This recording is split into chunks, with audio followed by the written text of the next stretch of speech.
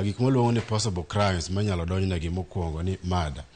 Kiwacho ni murder ti wan gi ji 109 nyaka ichaje iluongo ni murder to each count iwacho ni ng'ato ka ng'ato nyaka prove ni nine ng'ame kama, nine ng'ama kama, ine nyaka ji 109. Ok inyal keto gi kumoro achiel. Seche miyalo burano nyaka ing'e ni ichaje on each individual. Mar ariyo, wang'iyo ni to seche mida charge ng'ato gi murder nyaka prove e doho ni to bende en gi gimiluongo ni intention kata lengo mar nego ng'ano. Bende en gimoro iluongo ni knowledge. Mar adek, wachako wang'iyo ni to ng'ani notho karang'o. Wan gimoro miluongo ni 1 year and a day rule e weche mag murder.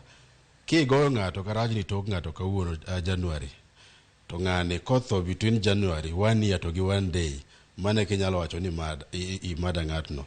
To